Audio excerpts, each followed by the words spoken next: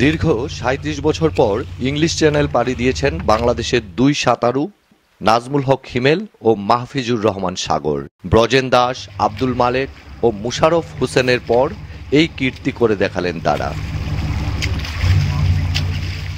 দুজনের একজন নাজমুল হক হিমেল বেড়ে উঠেছেন কিশোরগঞ্জের নিকলিতে। হাওরের পানির সঙ্গে তার ছিল নিত্যদিনের সাক্ষাৎ।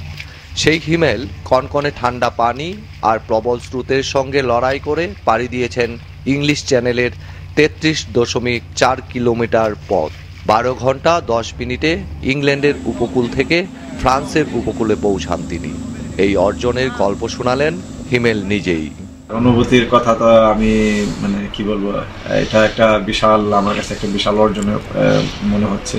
যখন আমরা ফিনিশিং পয়েন্টে গেলাম তখন একটু কঠিন চ্যালেঞ্জ ছিল।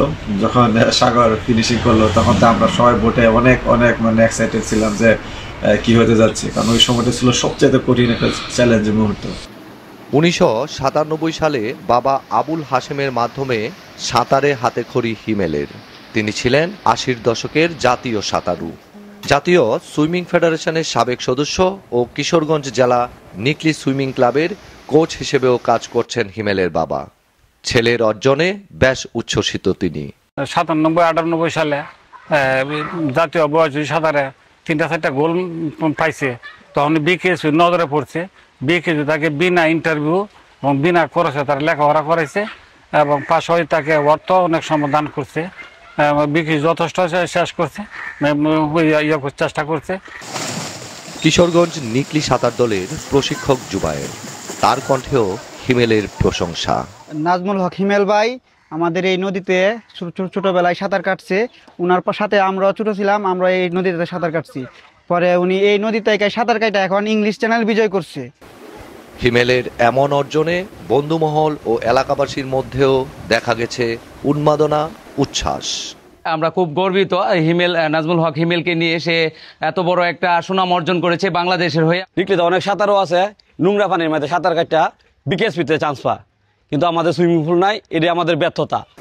নিকলি উপজেলার নির্বাহী অফিসার রেহানা মজুমদার গর্বিত হিমেলের কীর্তিতে, তবে তার কণ্ঠে কিছুটা আক্ষেপ। নিকলি সন্তান নাজমুল হক হিমেলের এই অর্জন নিঃসন্দেহে পুরো বাংলাদেশের জন্য গর্ব বয়ে এনেছে। নিকলিতে জন্মগতভাবেই সাঁতারুদের অপার সম্ভাবনা রয়েছে।